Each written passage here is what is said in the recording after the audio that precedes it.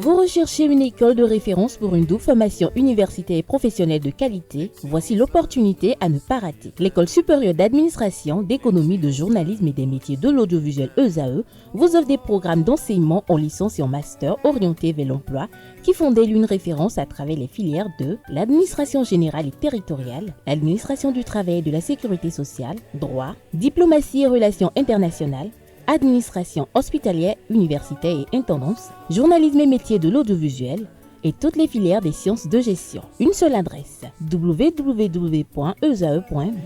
Rendez-vous dès maintenant sur nos campus ESAE Bedjromende au numéro 90 93 65 21 ou au numéro 98 98 14 00. Paracourt sur le numéro 52 46 12 12. Aboumé-Calavi au numéro 52 88 44 44. Akpaka au numéro 52 88 33 33. ESAE, l'excellence a un nom. Le bulletin matinal d'information, c'est avec vous, Jessou Gogbenou, bonjour. Bonjour à vous, Nasserine Fatoumir.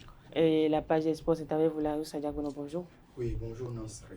On démarre avec vous, Jessou Gogbenou. Le Conseil des ministres a pris de grandes décisions ce mercredi sous la présidence effective du chef de l'État, chef du gouvernement, Patrice Talon. Le gouvernement s'est réuni ce 23 octobre 2024 pour sa session hebdomadaire du Conseil des ministres présidée par le chef de l'État, Patrice Talon. Des décisions importantes ont été prises lors de cette assise. Suivez les annonces et les communications faites par le porte-parole du gouvernement, Wilfried Dilian-Moubedi. Le Conseil des ministres, qui s'est réuni sous la présidence du chef de l'État, M. Patrice Talon, a débouché sur les décisions dont voici la teneur. S'agissant des mesures normatives, en point 1, mise en œuvre de l'aide juridique en République du Bénin. L'aide juridique vise à assurer l'égal accès au droit et à la justice pour tous. L'adoption du présent décret contribue à prévenir et éviter la discrimination dans l'accès à la justice, dont l'origine pourrait être l'analphabétisme, l'ignorance de ses droits, l'appartenance ethnique, le genre, la religion, le statut social ou économique, un handicap ou toute autre cause. Ainsi, qu'elle soit de conditions modestes ou ayant peu de connaissance de la loi, toute personne pourra désormais faire défendre ses droits par les professionnels de la justice. Chaque Béninois aura donc la possibilité de bénéficier d'une assistance devant les tribunaux et de chercher réparation en cas d'injustice. De façon concrète, ce nouvel instrument juridique rend possible pour tout citoyen qui n'en a pas les moyens l'accès aux divers services d'information et de consultation juridique concernant notamment les litiges civils, administratifs ou d'autres natures. Il organise également le bénéfice d'une assistance en vue de remplir des documents juridiques et rédiger des correspondances officielles, de même que pour obtenir des conseils sur la résolution des conflits en dehors des tribunaux. Grâce à cette mesure, notre pays aura réussi à soustraire les justiciables, quels qu'ils soient, des déviances et marginalisations éventuelles par l'instauration d'une équité devant les juridictions et la réduction subséquente des fractures sociales. En point 2, adoption du code de déontologie et d'éthique des personnels enseignants et chercheurs du supérieur. Dans le cadre de l'implémentation de la stratégie de promotion et de développement de l'enseignement supérieur, de la recherche scientifique et de l'innovation initiée par le gouvernement pour redonner à ce sous-secteur ses lettres de noblesse, il a été élaboré un code de déontologie et d'éthique des enseignants et chercheurs des universités ainsi que des écoles supérieures publiques du Bénin. Issu d'un processus participatif, il est destiné à mettre fin aux faits récurrents qui jettent du discrédit sur le monde de l'enseignement supérieur et de la recherche scientifique, de nature à entraîner un effritement des valeurs liées aux exigences d'excellence et d'exemplarité. En l'adoptant, le Conseil a instruit le ministre de l'Enseignement supérieur et de la Recherche scientifique, en relation avec le ministre du Travail et de la Fonction publique, d'en assurer la bonne application. Ont par ailleurs été adoptés sous cette rubrique les décrets portant attribution, organisation et fonctionnement de la délégation au contrôle et à l'éthique dans l'enseignement supérieur, transmission à l'Assemblée nationale pour examen et vote du projet de loi de règlement définitif du budget de l'État gestion 2023, puis création, attribution, organisation et fonctionnement du Comité national des indications géographiques. Au chapitre des communications, démarrage du projet pilote d'intégration de l'assurance agricole indicielle pour l'accroissement de la résilience des petits exploitants agricoles face aux effets du changement climatique. Le maintien sur la durée des performances de notre agriculture est confronté aux risques climatiques croissants tels que les sécheresses et les inondations qui mettent en péril les rendements et les moyens de subsistance des producteurs. De fait, ceux-ci n'arrivent pas à accéder aisément au crédit pourtant indispensable à l'investissement. Aussi, les acteurs agricoles s'étaient-ils mobilisés pour mettre en place l'assurance mutuelle agricole du Bénin, AMAB, mais le modèle n'intégrait pas tous les risques et n'était pas non plus différent de celui d'une assurance classique. L'expérience n'a donc pas été concluante. Or, le besoin d'une assurance spécifique au secteur agricole est préant, d'autant plus avec les effets du dérèglement climatique. Pendant ce temps, la plupart des institutions financières, en raison de l'absence d'une mesure de protection adéquate, ne s'intéressent pas particulièrement à l'amélioration du financement agricole. C'est pour surmonter ces difficultés que le gouvernement, avec l'appui de certains partenaires techniques et financiers, a engagé le processus de mise en place d'une assurance indicielle afin d'augmenter la résilience des petits exploitants. Le dit processus a démarré en 2022 avec la réalisation d'une étude de faisabilité dont les résultats ont été validés en 2023. Il tire leçon de l'expérience de l'AMAB tout en révélant le potentiel de marché pour l'adoption d'un programme d'assurance agricole. À cet effet, il est envisagé une phase pilote au cours de la période 2024-2025. Celle-ci va s'appuyer sur un modèle innovant et inclusif.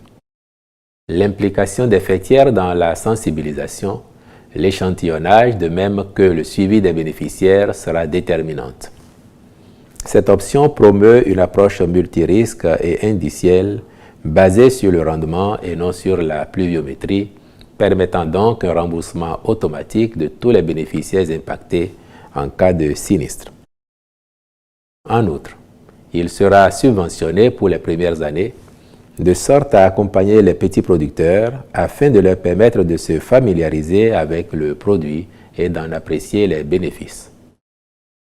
Ce faisant, les acteurs du secteur pourraient plus facilement bénéficier de l'assurance agricole via leurs fêtières respectives et les services financiers décentralisés à travers le crédit agricole. Sont concernés le bétail, le riz et le coton comme filière animale, vivrière et industrielle. Cette phase pilote approuvée par le Conseil couvrira tous les départements. Elle impactera 100 000 petits producteurs et éleveurs de bétail et s'étendra jusqu'à la campagne agricole 2025-2026. Au chapitre des rencontres et manifestations internationales, il a été autorisé la participation du Bénin à la 9e session du Comité technique spécialisé de l'Union africaine sur l'égalité des sexes et l'autonomisation des femmes à Addis Abeba en Éthiopie du 29 octobre au 6 novembre 2024. La première conférence ministérielle mondiale sur l'élimination de la violence contre les enfants à Bogota en Colombie les 7 et 8 novembre 2024. L'examen de son 5e rapport périodique lors de la 89e session du Comité pour l'élimination de la discrimination à l'égard des femmes à l'Office des Nations Unies à Genève, en Suisse, du 19 au 26 octobre 2024. La Semaine mondiale de l'éducation aux médias et à l'information à Amman, en Jordanie, les 30 et 31 octobre 2024. La 352e session du Conseil d'administration du Bureau international du travail à Genève, en Suisse, du 28 octobre au 7 novembre 2024. Il a été, par la même occasion, autorisé l'organisation au Bénin de la 7e session du Conseil des ministres de l'École supérieure multinationale des télécommunications de Dakar le 5 novembre 2024, ainsi que du Forum national sur la nutrition le 12 novembre 2024. Au chapitre des mesures individuelles, sur proposition des ministres respectifs, les nominations suivantes ont été prononcées. Au ministère des enseignements maternels et primaires, inspecteur général du ministère, M. Cessinou Gaston Lagoye. Conseiller technique aux affaires administratives et sociales, M. Clotaire Abimbola F.M. Oliide. Directeur des systèmes d'information, M. Falière Bodanho. Directeur de la planification, de l'administration et des finances, M. Olatunji Martin Essou. Au ministère de la Santé, directeur général du Centre national hospitalier et universitaire de psychiatrie, M. Grégoire Magloire Gansou. Directeur d'hôpitaux ainsi qu'il suit. Centre hospitalier départemental du Zou, M. Carlos Eni. Centre hospitalier universitaire départemental de Lemay, M. Eveho Phileas Alotieu Hounou. Centre hospitalier départemental du Mono, M. Hospice H. Fréjus Ontada. Hôpital de zone de Comé, M. Alodjogbe Christian Gbedenhessi. Hôpital de zone de Dassa, M. Ubald Gossi Sossou. Hôpital de zone de Djidja, Mme Pridit Vanessa Nukudoji. Hôpital de zone de Kové, M. Semaomede Menonji Meshabed Hossou. Hôpital de zone d'Aplawe, M. Assou Armel Aubin Soklo. Hôpital de zone de Savet, M.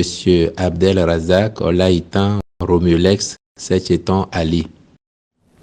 Hôpital de zone de Savalou, Madame Payero Carole Sobabe. Hôpital de zone d'Adjoun, M. Kainde Daniel Langpoedja. Hôpital de zone de Klekamé, M. Emalin Idjakotan Jacques Balogun Kochofa. Centre hospitalier départemental de l'Atakora, M. Gado Yarou Ngobi. Hôpital de zone de Pobé, M. Sourou S.A. Hippolyte Koudjedon. Hôpital de zone de Sakété, Madame Pis René Senami Akogbekan.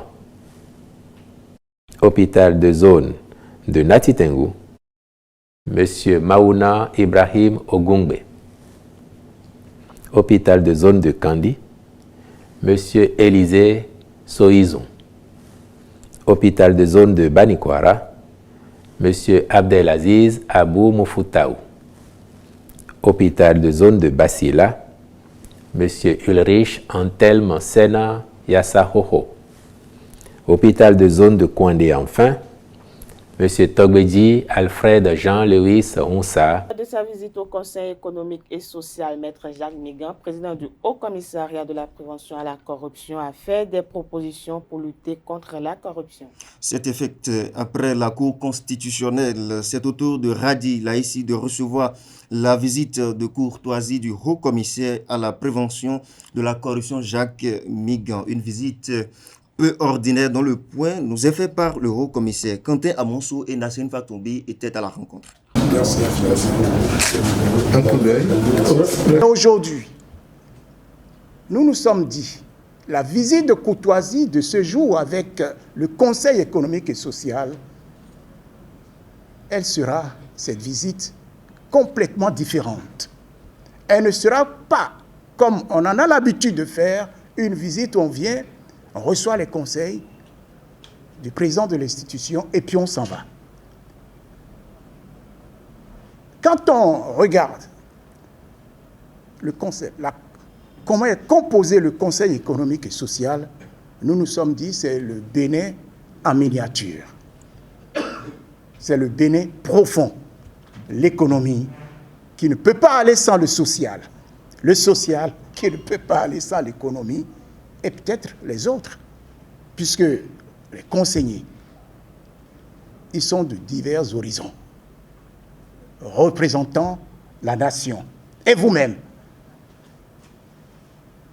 qui accompagnez cette institution. Donc nous nous sommes dit, il est bon qu'un partenariat avec ce Bénin en miniature puisse se lier, se nouer avec le Haut Commissariat à la prévention de la corruption. Il se confirme que, en présentant tout à l'heure les idées que nous avons, les propositions que nous avons, ou si vous préférez les suggestions que nous avons, il se confirme que elles sont, ces idées, ces propositions conformes à ce que le Conseil économique et social aussi pense et réalise. Nous avions demandé que, pour concrétiser, et que, pour que cela ne soit pas des phrases ou phraseologie, si vous préférez, qu'à la fin, que nos secrétaires généraux des deux institutions se rencontrent lorsque le nécessaire sera fait pour que la mission que nous allons nous assigner respectivement se concrétise. Restons toujours avec Maître Jacques Miguel. Le secrétaire général près le Haut Commissariat à la prévention de la corruption, Olivier Charles Atidéou, nous livre les 6 propositions faites par le Haut Commissaire pour la prévention et la corruption au Conseil économique et social. Lesquelles propositions ont été approuvées par le président du CES Radi Laïci. Suivons le haut micro de Quentin Amonsou et Nasserine Fatoumbi. La proposition de partenariat entre le Haut Commissariat à la prévention de la corruption et le Conseil économique et social se déploie en 6 points. Le premier point, il s'agit d'études d'impact économique et social de la corruption. Le Conseil économique et social pourrait évaluer les conséquences de la corruption sur l'économie et la société. Nous avons fourni un exemple. Baisse des investissements, aggravation des inégalités. Le Haut Commissariat à la prévention de la corruption apporterait son expertise sur les secteurs les plus vulnérables et proposerait des actions de prévention. Ensemble, un rapport pourrait être rédigé sur les impacts et des recommandations formulées. Le deuxième point, formulation de politiques publiques. Dans le cadre de la formulation de ces politiques publiques, le Conseil économique et social et le Haut Commissariat à la prévention de la corruption pourraient collaborer pour proposer des réformes visant à renforcer la transparence et à améliorer la bonne gouvernance. En point 3, renforcement des institutions publiques.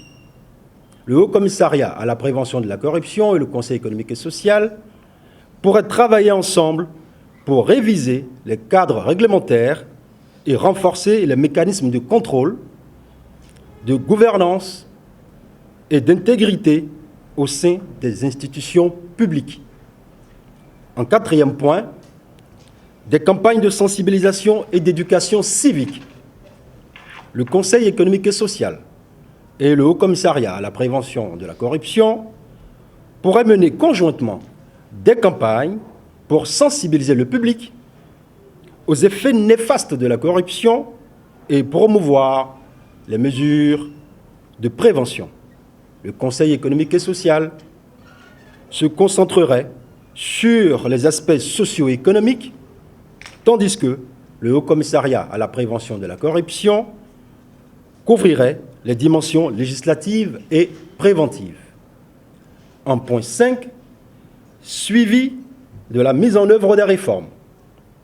Une collaboration pour suivre l'application des réformes anticorruption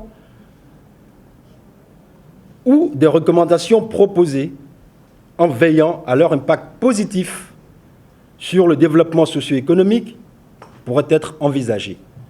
Enfin, en point 6, il y a le suivi du partenariat entre le Haut Commissariat à la prévention de la corruption et le Conseil économique et social par les secrétaires généraux des deux institutions.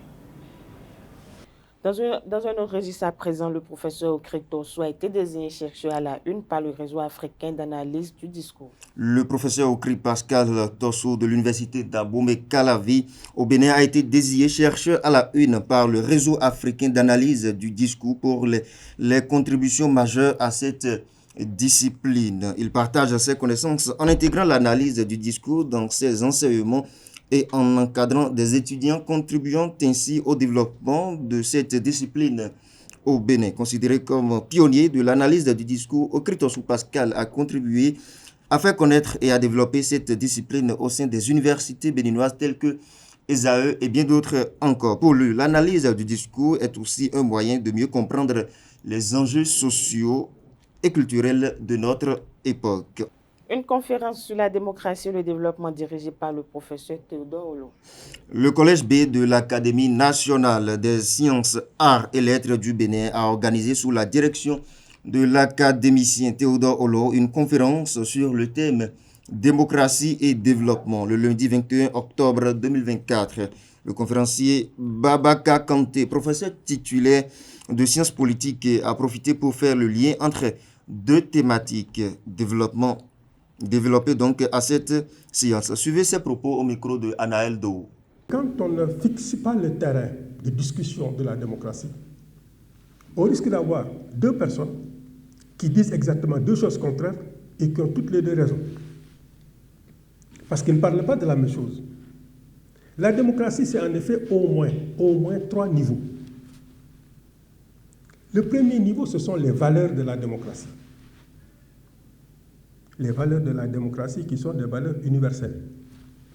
Donc le droit à la vie est un droit universel, qui est consubstantiel à l'être humain. Donc ces valeurs-là, ce sont des valeurs qui sont universelles. Je ne connais pas de peuple qui s'habitue à l'humiliation. Cela n'existe pas. Le besoin de liberté est irrépressible, impressible chez l'homme, incompressible chez l'homme. Le besoin d'égalité également. On ne peut pas se contenter de cette théorie, de l'idéal. On n'est pas dans un monde idéal. En essayant de regarder ce que j'appelle la réalité, de façon empirique, notre environnement, on se rend compte tout de même qu'il y a tout de même une espèce de priorité nécessaire de l'un par rapport à l'autre en fonction du contexte. Certains pays ont essayé de mettre en place des processus de développement économique et social. Arrivés à un certain niveau, ils ont ouvert les vannes pour promouvoir la démocratie.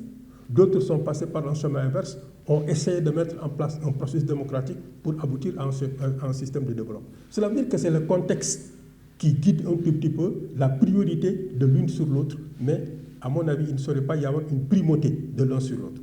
C'est-à-dire voir le schéma idéal qui révèle une alliance qui est systémique, une alliance systémique entre démocratie et développement. Et à côté de cette alliance systémique, on se rendra compte que l'examen de la réalité révélera une allégeance qui est cyclique, une allégeance cyclique du développement par rapport à la démocratie. Après quelques moments de vacances, les députés de la 9e législature retrouvent le chemin du Parlement ce jour. Les députés de la 9e législature de l'Assemblée nationale du Bénin vont entamer la deuxième session ordinaire de l'année 2024 ce jeudi 24 octobre 2024. Les enjeux principaux incluent la préparation du budget 2025, les réformes judiciaires, la protection des ressources agricoles et la réforme du secteur de la santé pour assurer un accès universel à des services de qualité. Le secrétaire exécutif de Koumassi est révoqué de ses fonctions. Aloukoutou Dieudonné, puisque c'est de lui il s'agit, secrétaire exécutif à la mairie de Koumassi, a été révoqué pour irrégularité dans la gestion du cimetière de Koumassi Centre, notamment des manquements dans les procédures de passation des marchés publics. Il aurait falsifié le cachet de la préfecture. Un audit inopiné commandité par la présidence aurait conduit à sa révocation. Il doit passer service ce jeudi même dans l'après-midi. Dernière information pour boucler, Olivier Bokor et Oswald Omeki seront à nouveau à la criette pour l'affaire tentative de coup d'État. Ce sera d'ailleurs la dernière information de ce bulletin d'information. Ils comparaissent devant le juge d'instruction pour des accusations de complot, blanchiment et corruption. C'est la deuxième fois que les deux accusés ont été entendus par la Cour de répression et donc par le juge d'instruction. Selon les informations, les deux accusés devraient également être entendus ce jeudi 24 octobre 2024 par le juge chargé de ce dossier. Merci à vous, Jessou Gogbenou, pour la présentation du bulletin matinal d'information. Vous restez avec moi. On retrouve Larius Adiagbenon pour la page des sports juste après ceci.